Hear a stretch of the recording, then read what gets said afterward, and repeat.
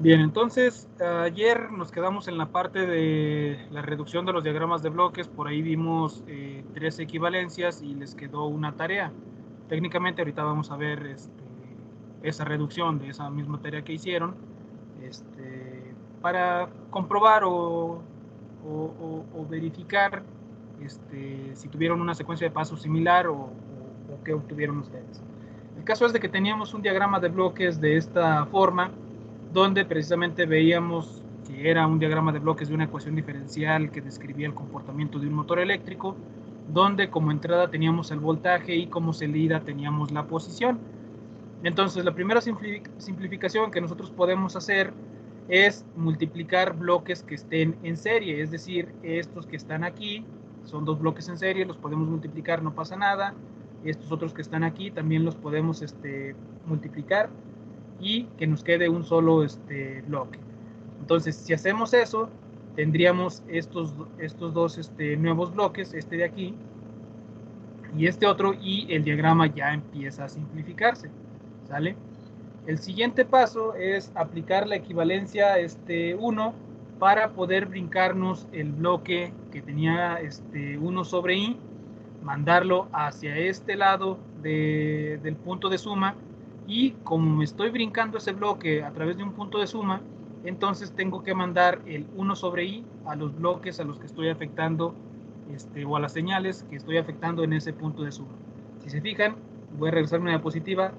Este elemento de aquí lo voy a pasar para acá, entonces automáticamente pasa a los demás bloques, es decir, pasa también a este bloque por este punto de suma y pasa a este otro bloque porque está también afectándose en ese punto de suma, ¿sale?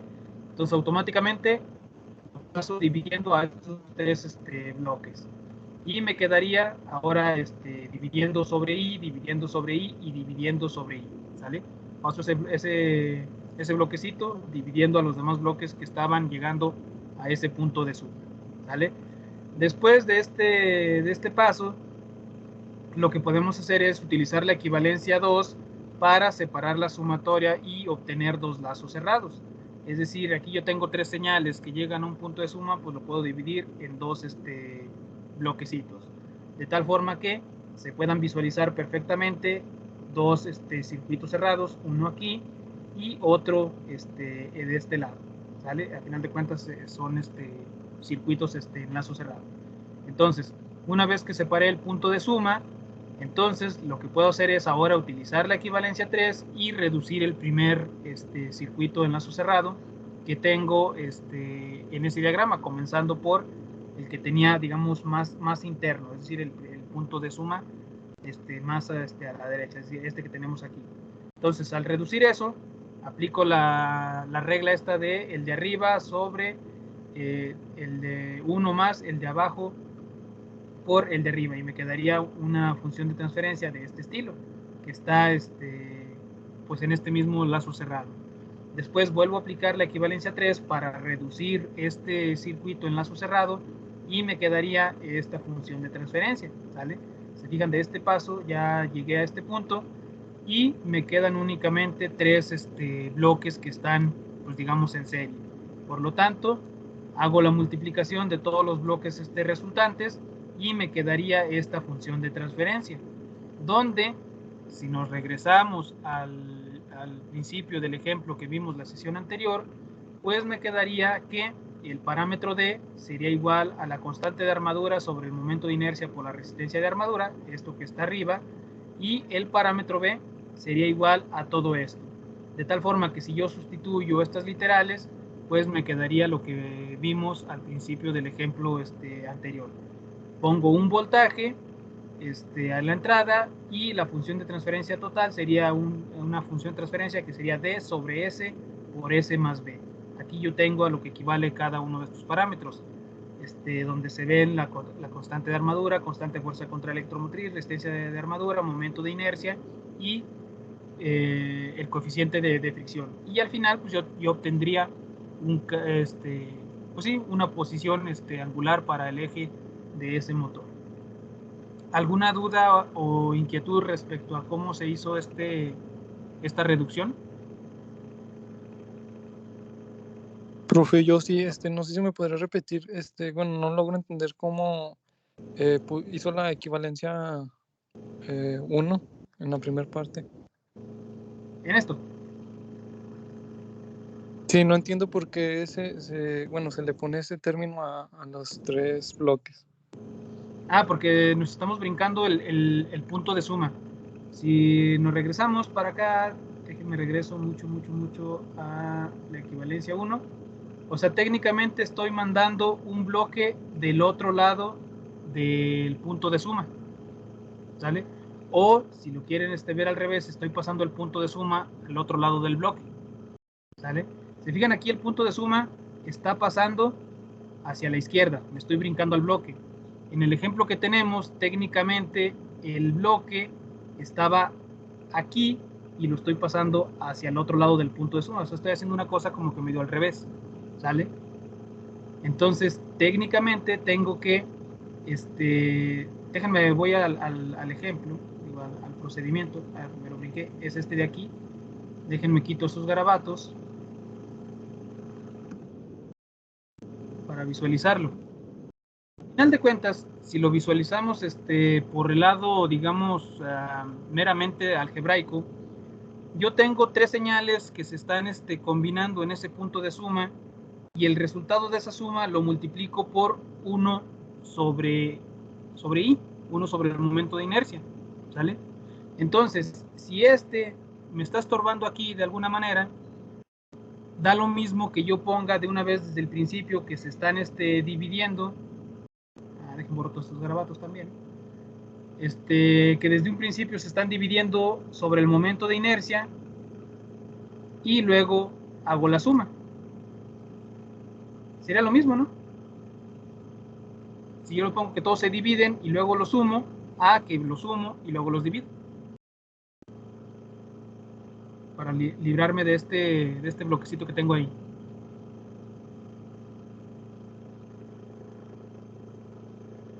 Profe, una pregunta, ¿y por qué los 2 bloques que están así luego, por qué esos no se suman, no se multiplican?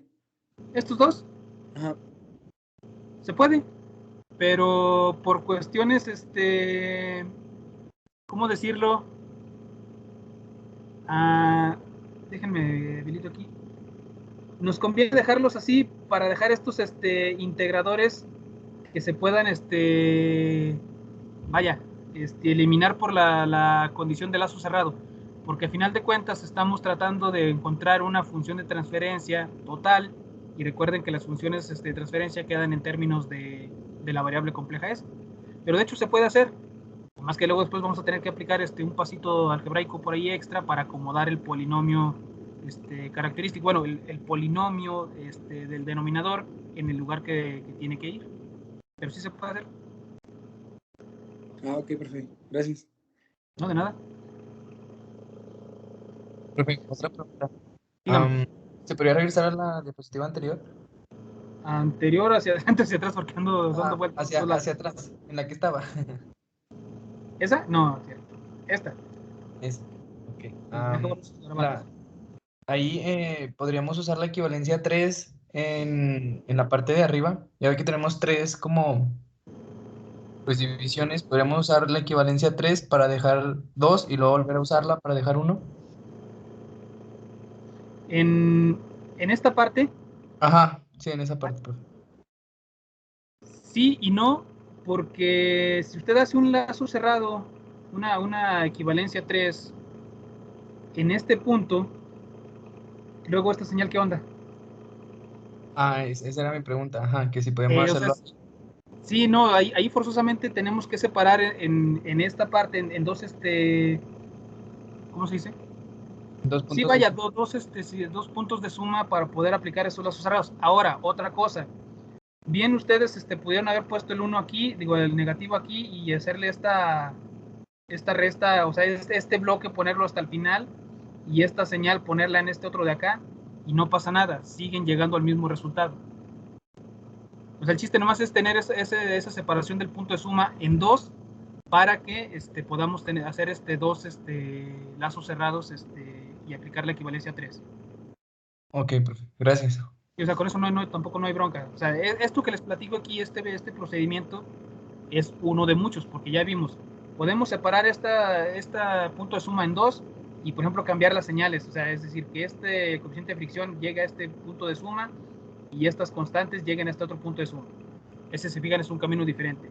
Lo que comentaba su compañero hace rato, podemos desde un inicio, en vez de utilizar la equivalencia 1, simplemente dan bloques en serie, los multiplicamos y órale, nos ahorramos esa parte, ¿no? Y al final de cuentas tienen que llegar al mismo resultado. O sea, hay diferentes caminos, pero se llega al mismo resultado.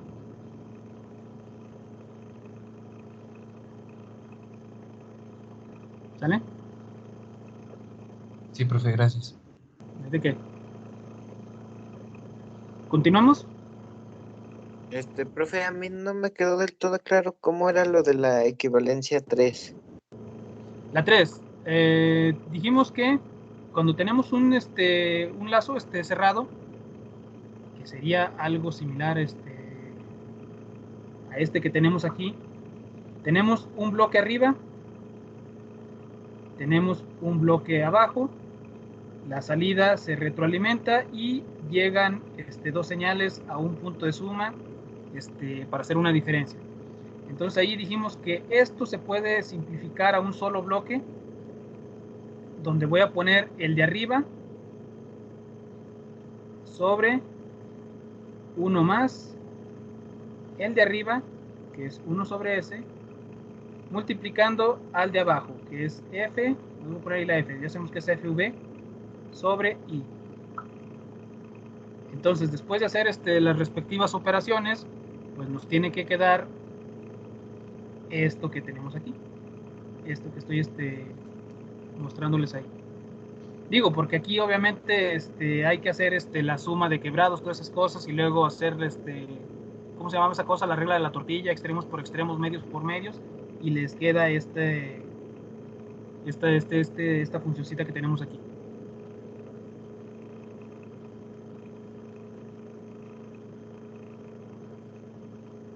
Muy bien, profe. Ok, gracias.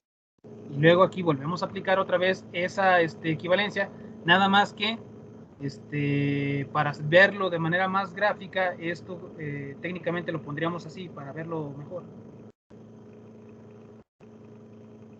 Lo regresamos por este lado y esto que está aquí pues lo pondríamos aquí y esto ya nos olvidamos de esto, ¿sale?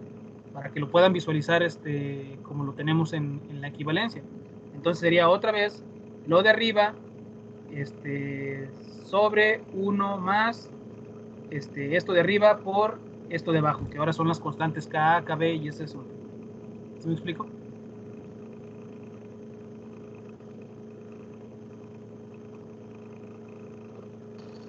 Sí, profe, ya quedó más claro. Y como tenemos otra vez quebrados, pues entonces otra vez hacemos todas las sumas correspondientes, es decir, 1 sobre 1 más los quebrados que queden acá nos quedaría otro quebrado por acá, por ejemplo, y después nos quedaría una cosa, no sé, un quebrado de este estilo. Entonces otra vez tendríamos que hacer medios por medios, extremos por extremos, y nos quedaría una cosa de este estilo. Es nada más estar jugando ahí con las operaciones y con las fracciones, para que quede todo, pues como les digo, como tiene que quedar.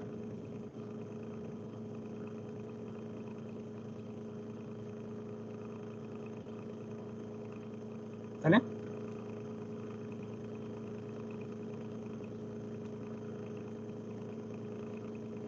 ¿Seguimos? Sí, profe. Va que va. Entonces, vamos a dejar el álgebra de bloques a un lado. Técnicamente esto es lo que ustedes necesitan, les digo, para reducir diagramas de bloques o bien para expandir diagramas de bloques o para crear diagramas de bloques. Recuerden, vimos tres, digamos, posibles escenarios. Uno, tienen un diagrama de bloques, empiezan a hacer la equivalencia de cada una de las señales. Ese sería, digamos, un análisis por señales, donde yo digo, ok, la salida de esto es igual a la función de transferencia por la entrada, pero luego la entrada es la equivalencia de esto y empiezo a hacer sustituciones y el caso es de que llego a una función de transferencia total. Otra, de una ecuación diferencial ustedes la pueden pasar al dominio de Laplace y a partir de ahí crear un diagrama de bloques extenso que les permita conocer a detalle el funcionamiento de ese sistema. Otra, yo tengo un diagrama de bloques bastante extenso, pues me conviene reducirlo a una sola función de transferencia porque no me interesa qué es lo que está pasando internamente, solo me interesa ver cómo la entrada afecta a la salida, ¿sale? Y con eso ya tenemos esas herramientas o esa parte del álgebra de bloques cubierta. Ahora, vamos a pasar a otro punto importante en lo que es el control automático. Habíamos mencionado cuando platicábamos acerca de los sistemas, los esquemas en lazo abierto y los esquemas en lazo cerrado, cuando platicábamos entre los pros y los contras, entre cuál era el mejor, cuál era el peor, cuál era el más efectivo, etcétera. Por ahí en algún momento les mencioné que uno de los inconvenientes de aplicar esquemas de control en lazo cerrado era la cuestión de que si poníamos un controlador mal sintonizado, es decir, poníamos un controlador con ganancias, pues ahora sí que al tin marín, corríamos el riesgo de hacer inestable el sistema, porque a final de cuentas el controlador, lo único que él entiende es el error, es lo único que él recibe cuando estamos hablando de sistemas en lazo cerrado, ¿sale? Entonces, si ustedes calibran, por así decirlo, mal ese controlador, entonces él recibe un error con cierta magnitud, con cierta intensidad, dice, ¿sabes qué? Pues yo recomiendo, yo sugiero que la acción de control sea esta, y resulta que por ahí tenemos una etapa de potencia que lo amplifica 10 veces más esa señal que manda el controlador, entonces corremos el riesgo de dañar a la planta, a la que estamos controlando. Entonces, técnicamente, cuando ya un sistema sufre daños, nos referimos a que es un sistema que entró en zona de inestabilidad. Regresando un poquito, ustedes vieron en análisis de señales y sistemas, cuando estaban precisamente analizando la transformada de Laplace o el dominio complejo S, aquí teníamos la parte de los números imaginarios y aquí teníamos la parte de los reales. De tal forma que tuvieron que haber visto que mientras ustedes estuvieran de este lado del plano complejo S, es decir, del lado izquierdo, en el semiplano izquierdo, tomando el eje imaginario como centro, si los polos de su sistema estaban por este lado, ya la hicieron, no habría bronca, la transformada de Laplace iba a converger, ¿sale? Eso es lo que les tuvieron que haber enseñado. Entonces, aquí en sistemas de control, nosotros vamos a cuidar que precisamente el controlador no haga que estos polos brinquen al lado derecho, porque en el momento en el que estos polos se vayan a este lado, es más, incluso lleguen aquí a posarse sobre el eje imaginario, ya valió, automáticamente vamos a entrar en una zona de inestabilidad, y esa inestabilidad técnicamente se traduce a que vamos a dañar el sistema que estamos controlando, ¿sale? Entonces, antes de implementar cualquier controlador, o es decir, antes de ponerlo a trabajar en serio, pues obviamente que se recomienda hacer pruebas teóricas y simulaciones, lo que les decía. Si nosotros tenemos un modelo matemático que me describe el funcionamiento de un sistema, pues entonces vamos a echarlo a simulación para ver que no vaya a pasar cosas raras que luego dañen el sistema real. Entonces, lo que les mencionaba, si ustedes utilizan un controlador inadecuado para un sistema, lo pueden llegar a inestabilizar, es decir, dañar el sistema, en primera instancia la planta que quieren controlar, y en segunda el controlador, o al final todo el sistema de control, ¿sale? En el caso de lo que les mencionaba de un motor, puede ser que la etapa de potencia pues aplique más voltaje del que soporta, y al final de cuentas ese motor se va a quemar, ¿vale? Es el ejemplo, digamos, más común o más representativo que podemos poner. Si fuera un sistema hidráulico y ustedes quieren dejarlo a cierto nivel, pues entonces, si es un controlador mal diseñado, pues entonces este tanque va a derramarse, ¿no? Suponiendo que sea algún combustible, algún líquido tóxico, pues imagínense, ¿no? Los daños que provocarían. Entonces, para evitar lo anterior, lo que se recomienda hacer son pruebas de estabilidad, ¿sale? Es decir, yo conozco o tengo el modelo de mi sistema, yo sé qué controlador le voy pues digamos, a implementar, entonces hago una prueba de estabilidad para ver si ese controlador con esas ganancias no va a provocar que mi sistema se haga inestable. Entonces, vamos a ver ciertos conceptos de estabilidad, porque esta estabilidad la podemos abordar desde diferentes puntos de vista. Primero, si nosotros garantizamos que todo el sistema es estable, entonces vamos a asegurar que todas las señales que van a estar internamente en este sistema van a estar acotadas. Cuando hablamos del término acotado, significa que van a estar en un rango de valores. Si regresamos al punto del motor, ustedes dicen, ¿sabes qué? Pues yo estoy metiendo tal controlador, tengo tal ecuación que me describe, o tal función de transferencia que me describe el comportamiento del motor. Entonces, si es estable, yo garantizo que el amperaje que va a estar internamente en el motor no va a quemar los cables, ¿vale? Porque yo sé el calibre del cable de este motor, del embobinado. Yo sé que la fuerza contra electromotriz no va a ser lo suficientemente alta para que el motor se amarre.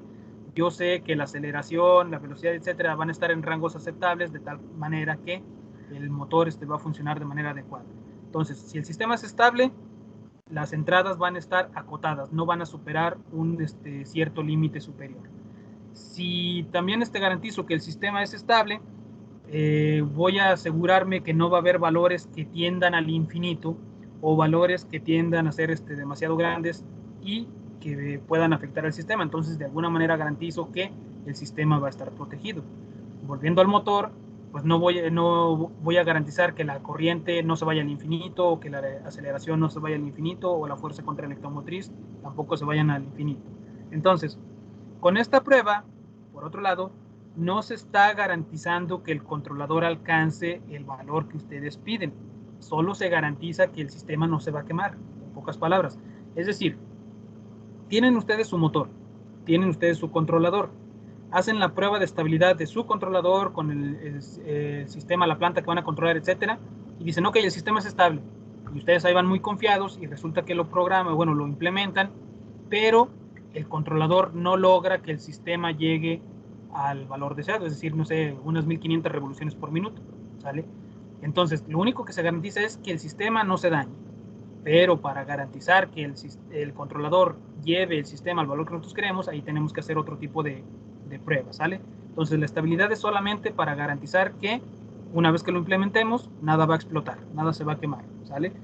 Y esta prueba de estabilidad está directamente relacionada con la ubicación de los polos de todo el sistema, del sistema completo, cuando estamos hablando de una implementación de control en lazo cerrado. Lo que les platicaba al principio, nosotros vamos a garantizar que los polos de este sistema, de todo el sistema en completo, controlador, etapa de potencia, sensor y planta, se mantengan todos del lado izquierdo del plano complejo ese.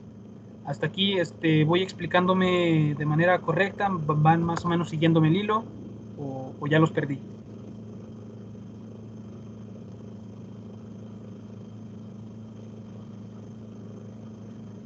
Sí, todo bien, profe. Todo bien, profe. Bien, esta es, digamos, la parte... Sí, va quedando claro. Gracias, señor. Gracias a todos. Esta es la parte, digamos, introductoria, para más o menos, ¿cómo dice? Hacerles conciencia de lo importante que es la prueba de estabilidad. Porque fíjense, les voy a hacer un pequeño spoiler. Va a haber ocasiones en las que, reitero, nosotros ponemos un valor deseado. Vamos a hacer el caso del motor otra vez. El caso del motor, y ¿sabes qué? Yo quiero 1000... No, voy a agarrar otro color, este color está muy pirata. Pongo un valor deseado, un valor consigna, un valor de referencia, que yo quiero que el motor llegue a 1500 revoluciones por minuto, ¿no? Entonces yo diseño mi controlador, todo padre, todo bonito, y resulta que sí llega a 1500 revoluciones por minuto, y llega rápido, llega en 3 segundos, ¿no? Pero eso parte desde el 0, es decir, 0 revoluciones por minuto. Entonces, en simulación, sí llega y todo funciona, ¿no? Pero resulta que no me di cuenta y al principio el controlador hizo esto. Mandó las revoluciones, se sobrepasaron de 1500, luego bajaron y luego se quedaron en las 1500 revoluciones por minuto. Eso hizo la velocidad del motor. Pero si yo grafico la salida del controlador, resulta que esto es el motor. Ahí todo feo, perdón, la letra, estoy con el mouse. Esta es la gráfica de la velocidad del motor, pero si yo grafico el controlador, no le voy a poner control. Resulta que el controlador, aquí es el tiempo, en en este caso también es el tiempo para la gráfica, y aquí es el voltaje de salida, porque dijimos que el controlador me entrega un cierto voltaje. Entonces, para hacer que el motor haga esto, pues resulta que el controlador hizo este pico de voltaje, así, y luego ya se quedó por aquí, ¿sale? Entonces, en este lapso, no sé, de un segundo, si el motor era de 24 voltios, ¿qué pasó ahí? Ya lo troné, ¿sale? Entonces, por eso es muy importante considerar todo este asunto de la estabilidad, ¿sale?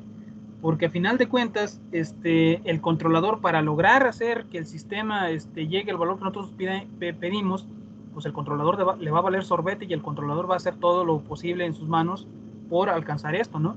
Entonces, si nosotros le decimos, ¿sabes qué? Pues es que quiero llegar a estas revoluciones en 2 segundos, pues, híjole, o sea, le estás exigiendo demasiado, ¿no? Pues a lo mejor, ¿sabes qué? Extiéndete unos 10 segundos y el controlador, en vez de hacer esto, el controlador hace esto. Un pico más suave, ¿no? Pero les digo, eso lo vamos a ver más adelante. El chiste es que ustedes sean conscientes que esta parte de la estabilidad es muy importante en sistemas de control, ¿sale? Entonces, con eso les digo, la parte introductoria de lo que es la estabilidad. Vamos al siguiente punto. Primera definición formal que nosotros podemos hacer acerca de la estabilidad. Y esto es muy común para muchos sistemas. Si hasta cierto punto nos queremos ir por el camino simple, por el camino fácil, nosotros podemos decir que un sistema es estable en sentido vivo. El sentido vivo significa que la entrada es acotada y por lo tanto la salida va a ser acotada. Les mencionaba en un principio que nos interesa a nosotros trabajar con sistemas lineales e invariantes en el tiempo. El hecho de que un sistema sea lineal nos facilita un montón todos los cálculos y todos los análisis, porque aquí vamos a hacer esta parte. Vamos a considerar 5 señales, o 5 partes importantes: la entrada, la salida y la función de transferencia, o bien la respuesta que este sistema tiene al impulso, que fue otra parte que se tuvo que ver en análisis de señales y sistemas, que a final de cuentas de ahí viene toda la teoría para los sistemas lineales e invariantes en el tiempo, o los sistemas LTI.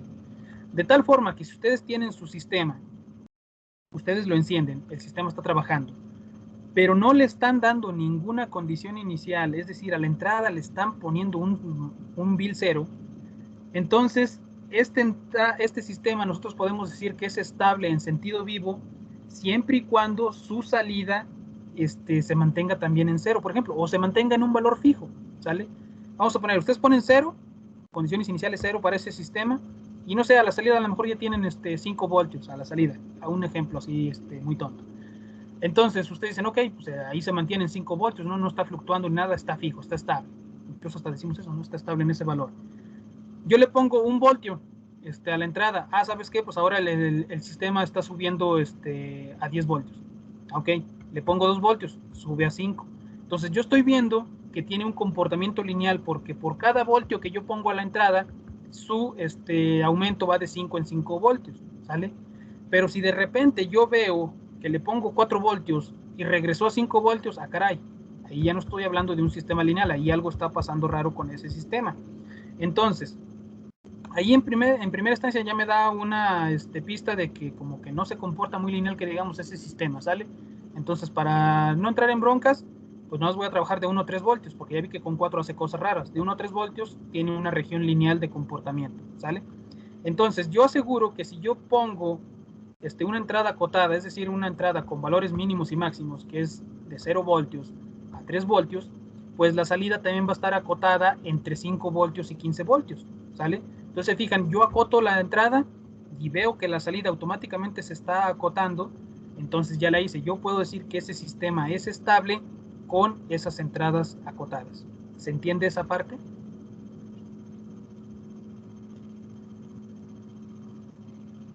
Sí, profe. Bien, gracias. Entonces, básicamente lo que decimos es que si el sistema no se vuelve loco para un cierto conjunto de entradas que yo defino, que yo delimito, ya la hice. Ese es un sistema estable en el sentido vivo, ¿vale? Les digo, ese es el análisis más simple que ustedes pueden hacer para definir la estabilidad de un sistema. Pero ojo, no siempre es conveniente decirlo de esta manera, porque ya lo hemos medio platicado Al final de cuentas, al controlador no va a respetar esta parte de las entradas acotadas. El controlador, con tal de llevar el sistema al valor que el usuario le pide, el controlador es capaz de hacer lo que eras, ¿vale? Entonces, en ese sentido, tenemos que hacer análisis más exhaustivos, que son los que vienen. Vamos al siguiente punto. El arreglo y el criterio de Routh-Hurwitz para determinar si un sistema es estable o no.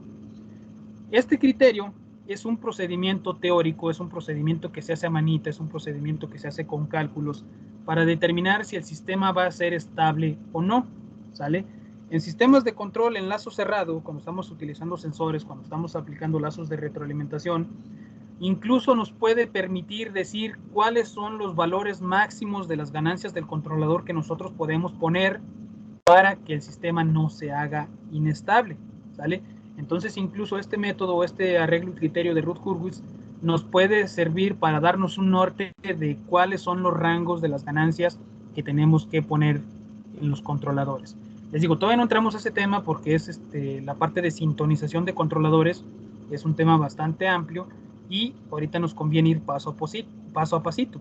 ¿Sale? Primero ver cuáles son las implicaciones de estas cuestiones de la estabilidad para siempre tenerlo en mente. No nomás llegar y decir, pues órale, este es un motor, déjale pongo un control PID y va a funcionar a todo dar porque el control PID todo lo puede. No, o sea, no están, vaya, no son bloques de Lego, para que mejor me entiendan, ¿sale?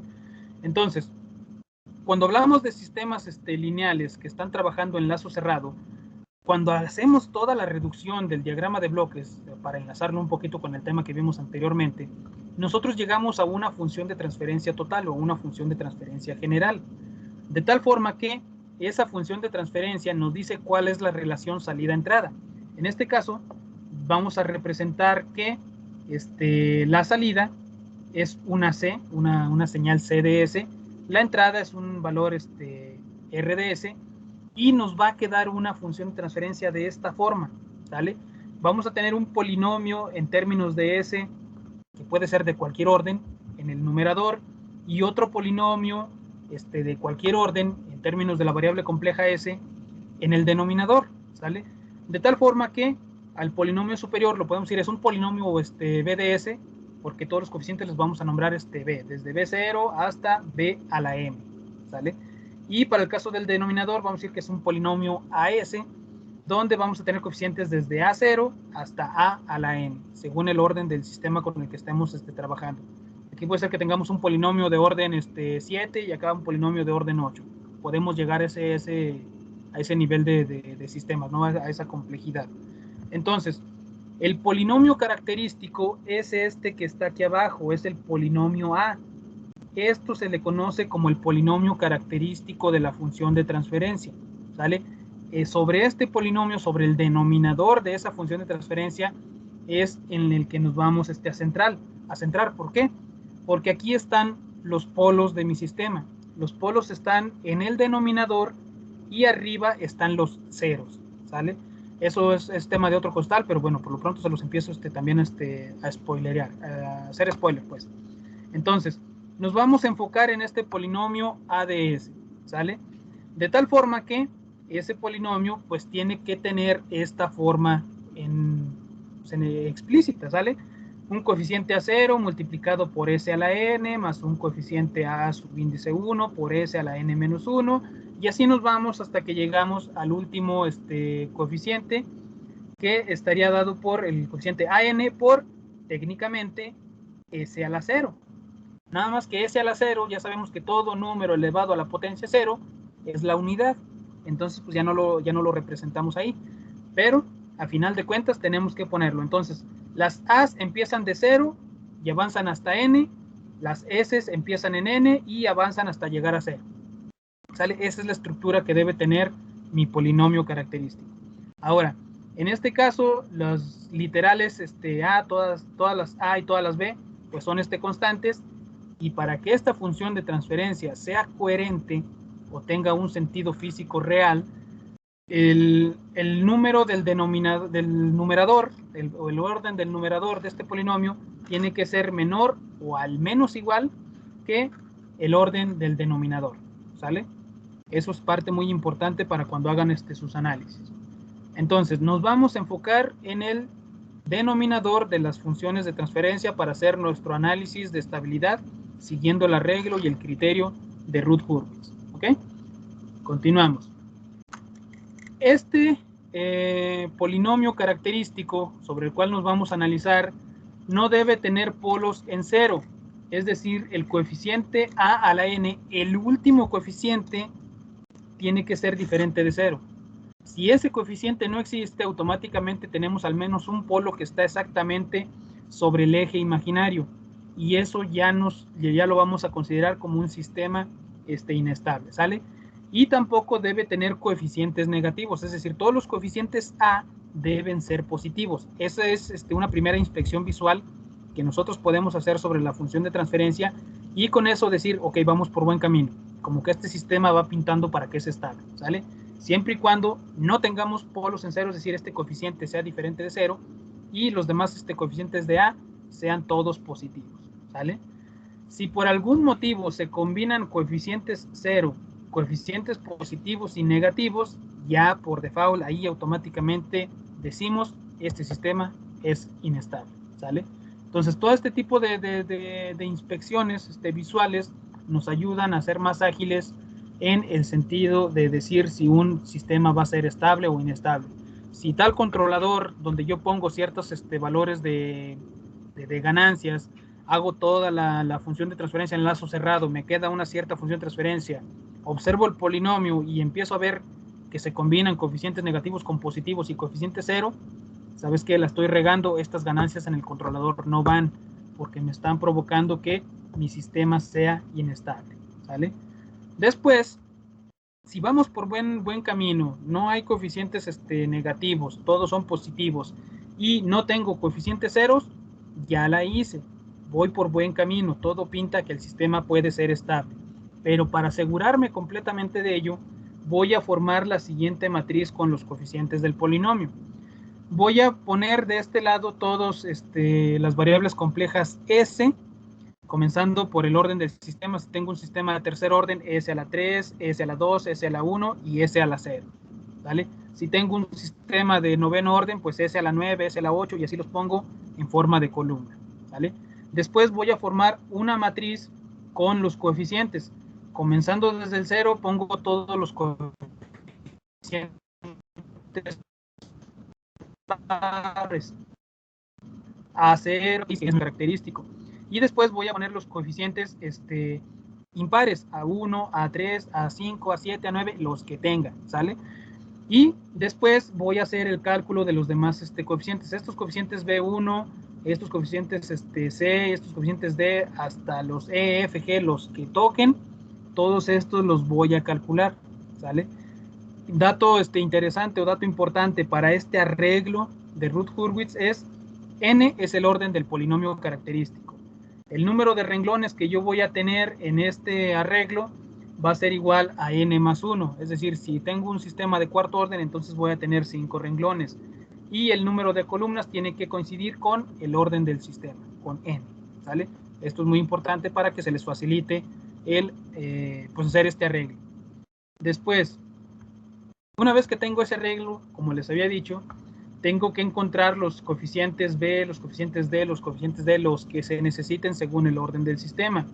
Las ecuaciones para obtenerlos son estas que tenemos aquí, ¿sale? No voy a pedir que se las memoricen porque ahorita vamos a ver un ejemplo donde se puede, donde vamos a ver de manera gráfica o de manera visual más simple cómo es la regla para calcular cada uno de estos coeficientes, ¿sale? Y una vez que se encuentran todos los coeficientes, una vez que ya tenemos, en vez de literales, tenemos puros numeritos, pues entonces ya podemos hacer la prueba de si el sistema es estable o no. Y vamos a seguir este criterio que tenemos aquí resaltado. Si existe un cambio de signo entre los coeficientes de la primera columna del arreglo de Routh, automáticamente el sistema es inestable. Ese es el criterio para decir si un sistema es estable o no. Entonces, por eso este tema se llama el arreglo y criterio de Routh-Hurwitz. El arreglo es de aquí. El criterio es que todos estos coeficientes de la primera columna, todos sean positivos, que no haya cambio de signo, ¿vale? Ese es el criterio para determinar si el sistema es estable o no. Digo, estoy seguro que ya los perdí, estoy seguro que no, como que no me van siguiendo muy bien del todo, entonces para ello vamos a ver un ejemplo. Con un ejemplo yo considero que va a quedar claro este asunto. Vamos a aplicar el criterio de estabilidad de Routh-Hurwitz al siguiente polinomio de tercer orden. Por algún motivo nosotros ya hicimos una reducción de bloques, tenemos una ecuación diferencial, ya la pasamos al dominio de Laplace, hice el despeje de cuál es la salida y cuál es la entrada y tengo la función de transferencia. Y el polinomio característico o el denominador de esa función de transferencia, por algún motivo tiene esta forma, ¿sale? Es decir, es A0 por S al cubo, más A1 por S cuadrado, más A2 por S, más A3, ¿sale? Para hacer el criterio de estabilidad, pues obviamente que tengo que igualarlo con 0, ¿sale? Entonces, todos estos coeficientes A, todos son positivos. Vemos el signo que los antecede, todos son positivos. Ok, esto tiene buena pinta. El A3, pues es un valor positivo, entonces es diferente a 0, entonces tiene buena pinta. Parece que va a ser estable este sistema. Comienzo a formar el arreglo. Tengo un sistema de orden 3, por lo tanto voy a tener 4 renglones, acuérdense. N es igual a 3, los renglones es N más 1, entonces voy a tener 4 renglones. Los acomodo de este lado, S a la 3, S a la 2, S a la 1 y S a la 0, ¿sale? Entonces, en el primer renglón empiezo a colocar los coeficientes pares. En este caso tengo, comenzando por el 0, el coeficiente A0 y el siguiente coeficiente que es par es el A2, ¿sale? Ahora, para el caso de el segundo renglón, pues pongo los coeficientes de este polinomio característico comenzando con los impares. En este caso tengo A1 y tengo A3, ¿sale? Y hasta ahí llegué. Los coeficientes B y los coeficientes C los voy a calcular de la siguiente manera, pero tengo que ponerlos ahí. Para calcular el coeficiente B, que es este que me interesa aquí en este circulito, voy a tomar como pivote el número superior, que en este caso es A1, y voy a hacer la multiplicación cruzada. A1 por A2, y le voy a restar hacia abajo el siguiente coeficiente, que sería A0 por A3, ¿sale? Esos los resto, y voy a dividir sobre el pivote que estoy considerando. ¿Lo alcanzan a visualizar? Sí, profe. Sí. O sea, no hay mucha ciencia, nada más lo importante aquí es visualizar cuál es el coeficiente que voy a calcular, dónde voy a tomar el pivote, hacia arriba multiplico positivo, hacia abajo negativo para hacer esa resta, A1 por A2 quedan positivos, A0 por A3 quedan negativos, y divido sobre el pivote, o sobre el que está encerrado en un cuadro, ¿sale? Entonces, mi coeficiente B1 va a ser igual a esto de aquí, ¿sale? Entonces, hago el siguiente paso y pongo a lo que obtuve para el coeficiente B1, ¿sale? El pivote se mantiene, esto es muy importante. Entonces, ahora voy a calcular el coeficiente B2, el pivote se mantiene. A1 lo voy a multiplicar por el elemento cruzado hacia arriba del siguiente renglón. Si me regreso una diapositiva, noten que yo estaba calculando el coeficiente B1, estaba multiplicando cruzado hacia los elementos de la siguiente columna. Perdón, hace rato dije renglón. Hacia los elementos de la siguiente columna, ¿sale? Entonces aquí voy a hacer el cálculo del coeficiente B2, entonces mantengo el pivote, multiplico hacia arriba por el elemento de la siguiente columna. Como no existe, pues es un 0, A1 por 0, menos A0 por el siguiente elemento, tampoco existe, entonces es 0. Y sigo dividiendo sobre el pivote. Entonces el coeficiente B2 es 0, ¿vale? Sustituyo, ahí tengo un 0. Voy a calcular el coeficiente C1. El pivote es el elemento de arriba, ¿sale? Multiplico cruzado hacia arriba, en este caso es todo esto, esta división, que lo que resultó B1 por A3, y le resto lo que salga de A1 por 0. Y divido sobre el pivote, ¿sale? Entonces aquí me da 0, dividido entre se cancelan y me queda directamente A3. ¿Se entiende? Sí, profe. Sí. Muy bien.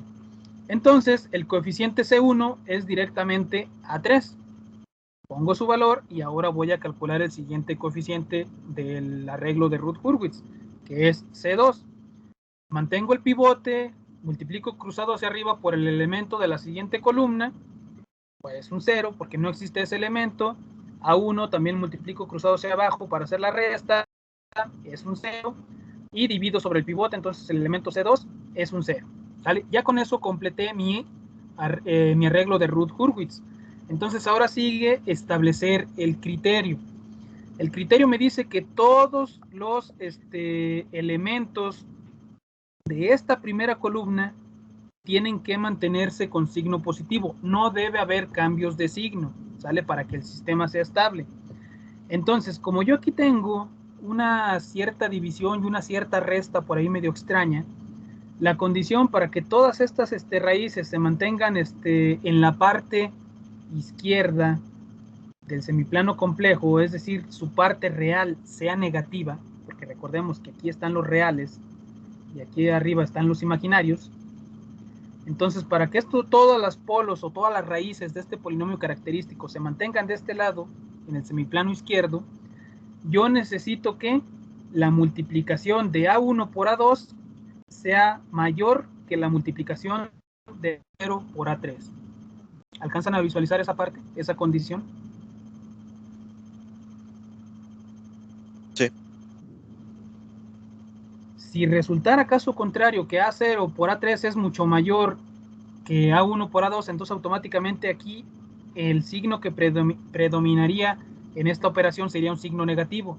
Y eso automáticamente me dice que al menos una raíz anda de este lado, que en el semiplano derecho. Y eso ya valió, es un sistema inestable. ¿Sale? ¿Estamos claros? Sí, profe. Sí, profe. Bien, conste, que luego les voy a encargar un montón de ejercicios de este estilo en un cuadernillo como de 50 ejercicios. Y también en el examen pues van a venir muchos ejercicios de este estilo. Entonces tienen que ser muy diestros en cómo crear el arreglo, cómo hacer los cálculos para estos coeficientes y saber determinar el criterio, ¿sale? El criterio está bien simple, no es simplemente que no haya signos negativos aquí en esta primera columna, ya la hicieron, ¿sale? Entonces, vamos a ver otro ejemplo para reforzar lo que acabamos de platicar. Ya un ejemplo con numeritos, digo, porque ahorita estuvimos con puras, ¿cómo se llaman? Literales, con puros coeficientes, ¿sale? Entonces, otra vez, ustedes tienen su sistema, tienen su planta, tienen su controlador, tienen su diagrama de bloques, ya saben las funciones de transferencia, hicieron la reducción de bloques y llegaron a una sola función de transferencia. O bien, partieron de una ecuación diferencial, hicieron la transformada de Laplace, despejaron salida y entrada y se quedaron con la función de transferencia. El caso es de que el polinomio característico de esa función de transferencia de su sistema de control tiene esta forma. Tiene s a la 4 más 2s a la 3 más 3s al cuadrado más 4s más 5. ¿Sale? Primero, inspección visual. El coeficiente A0, el que no está acompañado por S, el coeficiente A a la N es positivo, ¿sale? Existe, no es 0, ya la hice, la llevamos de gane. Primera condición para que el camino de la estabilidad avance hacia buen puerto. Segundo, los coeficientes A todos son positivos. Ok, eso es buena señal, vamos bien. Entonces, con esas dos condiciones yo ya puedo pasar a formar el arreglo de Routh-Hurwitz. Entonces el arreglo va a quedar de esta manera. Fíjense, pongo las variables complejas S en forma de columna, comenzando por S a la 4, S a la 3, S a la 2, S a la 1 y S a la 0. ¿Sale? Después pongo todos los coeficientes pares, comenzando por A a la 0. Aquí técnicamente, déjenme borrar estos garabatos, aquí va el coeficiente A0, ¿sale? Que está aquí. Entonces, técnicamente, este coeficiente es un 1. ¿Están de acuerdo? Es que estoy poniendo aquí, ¿sale? Y de ahí me voy con todos los coeficientes pares. Este es A0, este es A1, este es A2. Ok, pongo A2 aquí. Y después, A3 y A4. Ok, pongo A4 ahí, ¿sale? Entonces es 1, 3 y 5. Los acomodo ahí. Después, en el siguiente renglón, voy a poner los Entonces ahí, coeficientes. profe, disculpe ¿Perdón? que le interrumpa. Entonces ahí nos vamos a guiar más con verlos como A1, A2, para que no nos confundamos, porque ahí sí, si lo vemos como coeficiente, pues ahí el 3 no es par, entonces hay que verlo como A.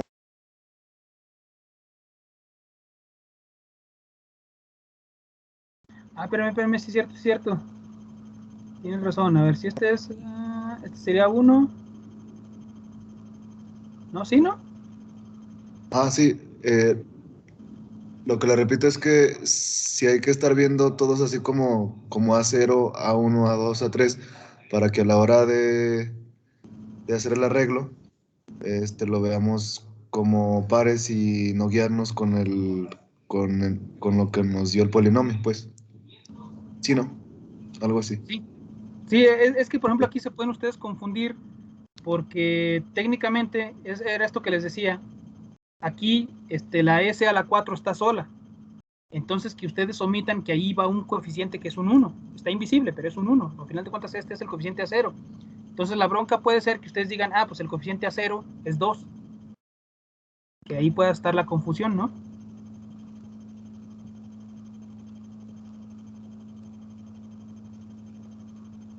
Digo, porque técnicamente es A0, A1, A2, A3 y A4. Entonces ponemos, les digo, los pares en el primer renglón, comenzando por el A0. Técnicamente A0 lo consideramos como par, aunque no es par, ni impar, pero bueno, lo consideramos ahí. Y ponemos 1, y luego el 3, que es A2, y el 5, que es A4. ¿Sí?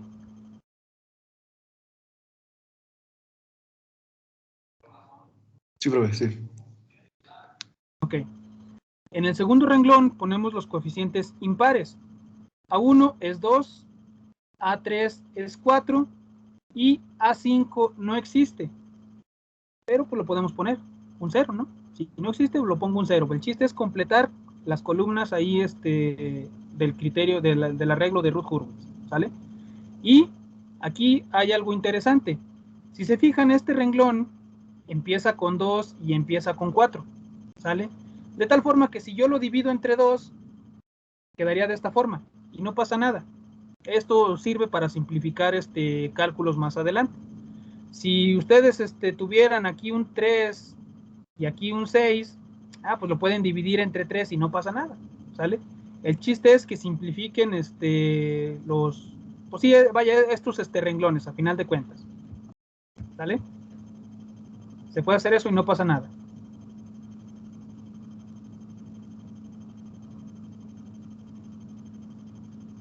¿Sí? ¿Estamos claros ahí con ese paso? Sí, todo bien. Bien. Entonces dividimos entre 2 este renglón para que nos quede de esta forma 1 y 2, porque ya vimos que vamos a ver por ahí multiplicaciones cruzadas y luego restas y todo ese asunto, entonces es más fácil multiplicar por 2 y por 1 que multiplicar por 2 y por 4. Entonces, continuando, ya tenemos ese arreglo, entonces ahora sí vamos a hacer el cálculo de los coeficientes B, los coeficientes C y los coeficientes D. A ver, alguien que me diga cómo calculo el coeficiente B1. Así, de bote pronto, de memoria. Yo, profe. A ver, adelante, señorita. Como vamos a calcular el coeficiente de B1, hay que tomar de pivote el 1 que está arribita. Entonces hacemos la multiplicación de 1 por 3. Restamos la multiplicación de 1 por 2. 1 por 3. Resto. Hacia abajo. 1 por 2. Ajá. Y después dividimos sobre 1, que es el pivote. Es el pivote. Perfecto. Eso sería el cálculo para el coeficiente B1. Déjenme lo borro, porque al final de cuentas eso está más adelante en la diapositiva. Ya hicimos la operación, ¿y qué nos quedó? Un 1. ¿Sí queda 1? ¿O me equivoqué? No, sí, 1. ¿Sí? 3 por 1, 3, menos 2, queda 1 sobre 1, es un 1. ¿Sale? Perfecto, muchas gracias, señorita. ¿Alguien más que se aviente el coeficiente B2, así de memoria? Yo, profe. Adelante, señor. Lo escucho. Es la multiplicación del de arriba, que es el 2, por ¿Seguro? el... ¿Cuál dijo el ¿Seguro, B2? seguro? Usted me dice que el pivote sería 2. Ah, sí, no, el que estaba arriba, ¿no? Sería el 1, el mismo que usamos. Ah, sí, cierto, Parte cierto. importante, el pivote no cambia, ¿eh? Ojo con eso. Ah, ok, ok. El pivote se mantiene. Entonces, ¿sería por el 5? Ajá, hacia arriba. Ok. Por la 5. multiplicación. Ajá. Digo, menos. ¿Estamos? 3. Acuérdense, es cruzado, ¿eh? Este de acá, mire. Ah, sí, sí. El 1 por el 0. 1 por 0. El pivote. Ujú. Y dividimos sobre el pivote que es 1. ¿Cuánto nos da?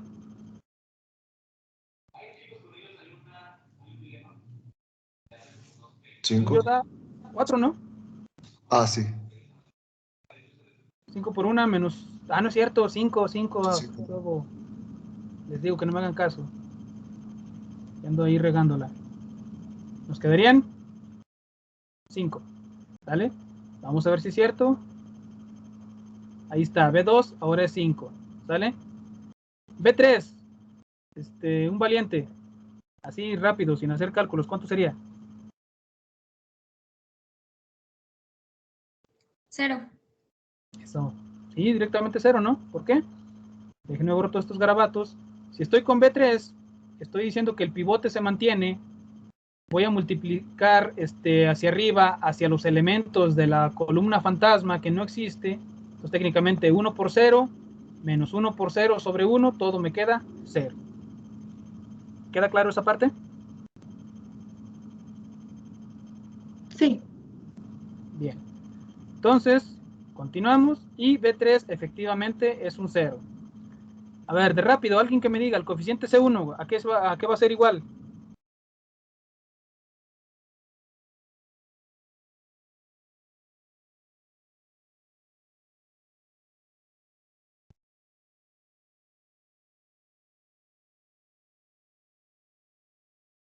Menos 3. A ver, vamos a ver si es cierto. Consideramos pivote, el elemento que está arriba. Multiplicamos hacia arriba. 1 por 2, 2. Menos 1 por 5. Y dividimos sobre 1. ¿Cuánto quedó? Menos 3, ¿verdad? Vamos a ver si es cierto. Y con eso ya nos dice que es inestable, ¿no? Es correcto. Automáticamente ahí ya valió. Ya valió. Ya tenemos un signo menos en la primera columna. Entonces, ya valió. Ya vamos por seguir pues vaya, para completar el arreglo, el coeficiente C2, mantenemos el pivote, multiplicamos cruzado hacia los elementos de la siguiente columna, son ceros, entonces automáticamente el elemento C2 es 0, y el elemento C3 pues es la columna fantasma, entonces automáticamente también es 0.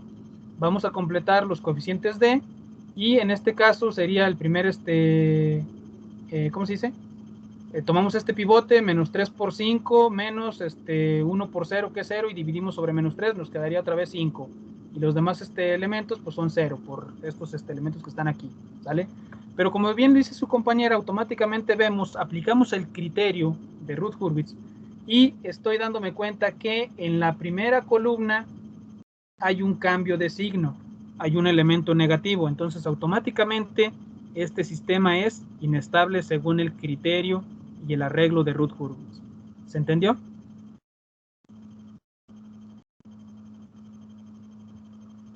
Sí, profe. Sí, profe. Bien, entonces, conste, porque les voy a encargar mucha tarea. Entonces, ahí tenemos el arreglo ya final, el que nos queda, digamos, el completo. Entonces, técnicamente, fíjense la interpretación que nosotros tenemos que dar a este análisis. Aplicamos el arreglo, el criterio de Routh-Hurwitz, y vemos que hay un elemento negativo. Entonces, si hay un elemento negativo, técnicamente existen dos cambios de signo. Vamos a ver por qué. Este es positivo. Este es positivo. Este es positivo. Pasamos a negativo. Hay un cambio de signo. Y de negativo paso a positivo. hay otro cambio de signo. ¿Se entiende esa parte de los cambios de signo? Sí. Sí, profe. Excelente. Digo, porque luego de repente se puede confundir uno ahí. Entonces, esto me dice que hay dos raíces, hay dos polos que andan de latosos, que andan de vagos, y se están brincando a la parte real, digo, a la parte positiva de los, de los números reales de los polos, ¿sale? Mientras todas las demás raíces andan por acá, imagínenselas como que fueran ahí unas chivitas, unos borreguitos ahí en el corral. Mientras todas andan por aquí adentro del corral para que sea el sistema estable, dos borreguillas se saltaron la cerca y andan del lado derecho del semiplano, del plano complejo ese, ¿sale?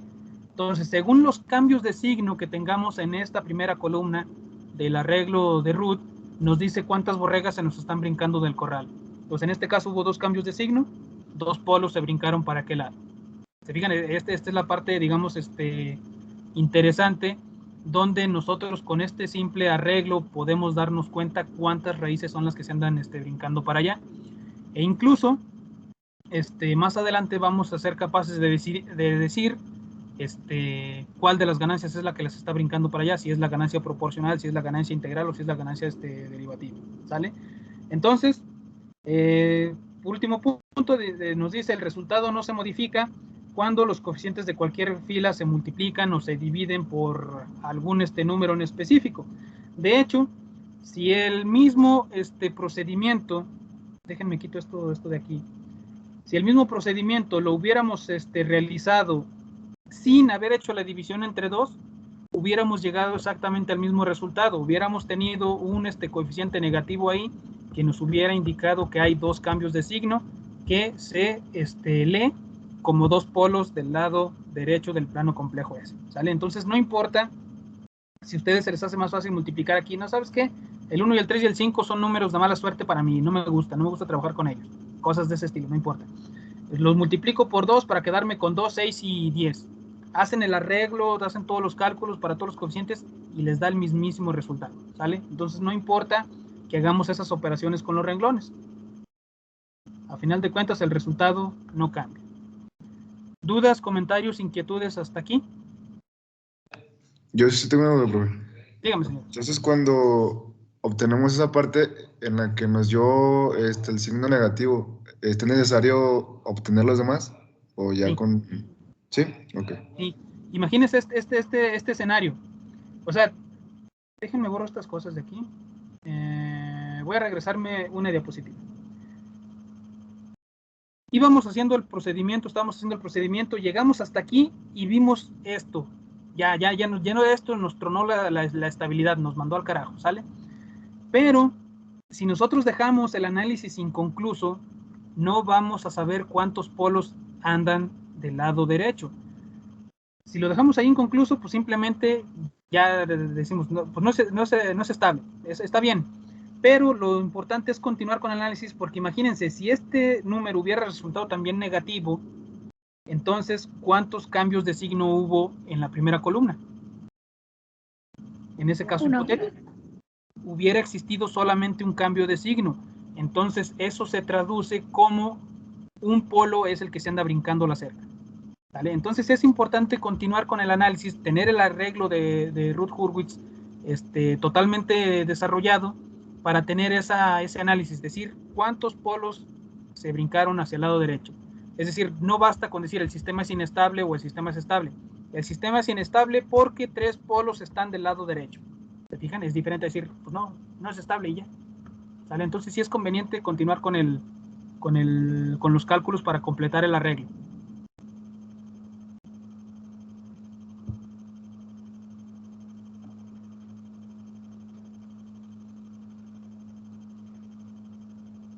Y el siguiente tema lo dejamos para después. Hasta aquí le dejamos el día de hoy para que procesen, analicen y digieran la información y los ejemplos que hemos visto hasta hoy. Este tema de arreglo de Routh-Hurwitz y sus casos particulares lo dejamos para, déjenme ver,